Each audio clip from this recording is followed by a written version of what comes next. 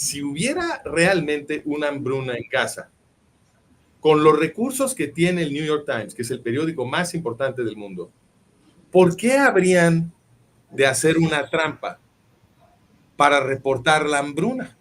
Porque eso es muy riesgoso, porque si tú haces una trampa, haces un fraude, como hizo el New York Times, para hacernos creer que hay una hambruna en Gaza, pues te estás exponiendo al riesgo de que alguien te exhiba, que fue lo que pasó con David Collier, que fue lo investigado. David Collier es un investigador independiente, gracias a Dios por los investigadores independientes como Enrique Pressburger y Francisco Gil White y David Collier, que de vez en cuando tenemos la oportunidad de avergonzar a los grandes medios, ¿no? Entonces te estás exponiendo a ese riesgo, que te exhiban. ¿Por qué habrías de hacer eso si realmente hay una hambruna? Si realmente hay una hambruna y está Hamas con la intención de proveer al New York Times y a otros medios con escenas de horror de Gaza, pues entonces debe de haber muchísimo video de muchos flaquitos muriéndose de hambre en Gaza. ¿Por qué no puede el New York Times darnos una de esas fotos? Y la respuesta obvia es que no las tienen, porque no hay hambruna en Gaza. Si realmente hubiera una hambruna en Gaza, por supuesto que no asumirían el riesgo y se tomarían la molestia de armar un fraude. Utilizarían fotos de los verdaderos hambrientos y nos pondrían eso en portada. Entonces, el simple hecho de que el New York Times haya hecho una trampa para tratar de vender esta noticia demuestra por sí solo que no hay hambruna en Gaza. Eso es una demostración lógica. Pero tú tienes además, Enrique, otros datos para fortalecer la tesis de que nos están mintiendo sobre la hambruna en Gaza. Entonces me voy a callar para que nos digas de qué se trata.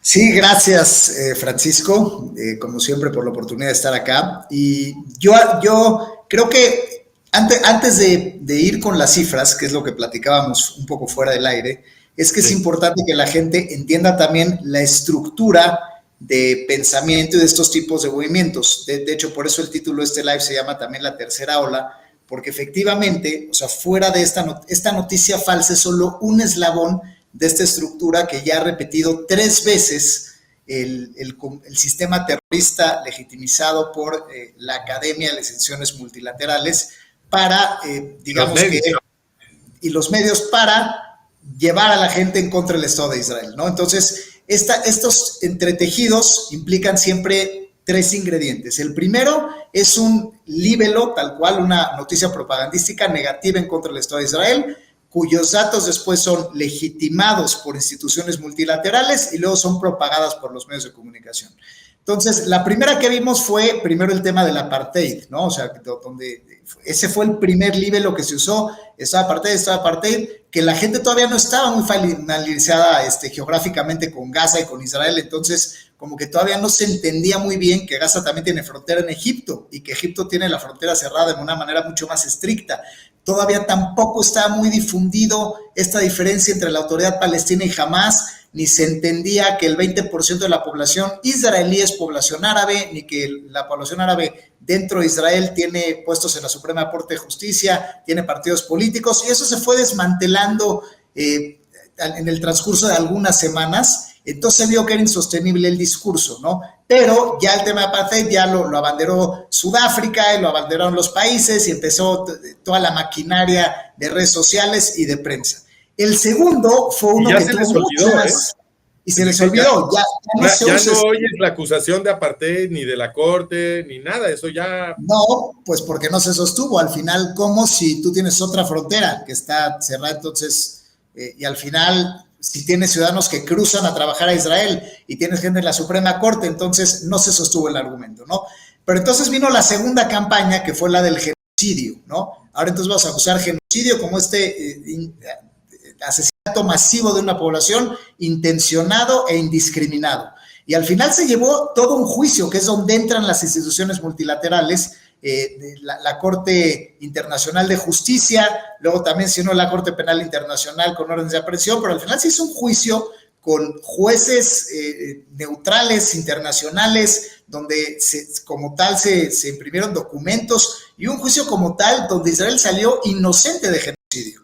O sea, de hecho, eso es información pública, se puede ver que la Corte, completamente antisemita además, sin embargo, digamos que en un lenguaje agresivo, dice, no hay genocidio, Israel tiene el derecho a defenderse porque colateralmente lo que no esperaba este libelo es que se comprobaran todas las atrocidades de Hamás. Entonces no tiene más remedio la Corte que decir, bueno, pues ni es genocidio y sí tiene derecho a defenderse. Ya después con el lenguaje dice, sí, pero vamos a estar muy atentos y muy vigilantes de que no pase el genocidio, pero al final no prosperó finalmente porque no pasó, digamos, el juicio, o sea, no fue un veredicto donde Israel es declarado culpable. No, y entonces, bueno. ¿Puedo decir algo? Adelante. Sí, claro. Lo que dijo la Corte fue algo así como, no hay genocidio, pero Israel es malo. Exacto. Una especie de, ok, la evidencia no apoya la acusación de genocidio, pero Israel es malo, ¿no?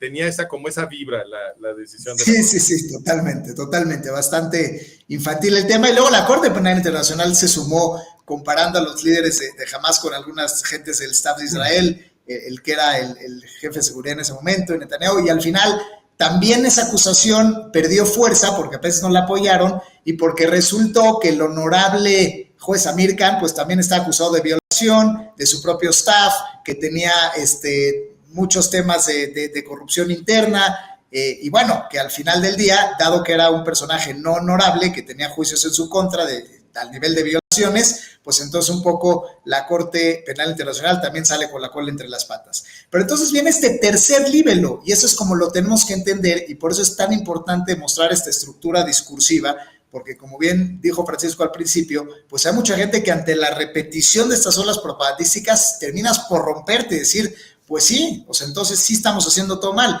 pero no es nada más que una repetición de esta estructura. Acá el libelo nuevo pues fue la hambruna, donde pues ahora es la nueva acusación legitimada por la ONU y propagada por el New York Times.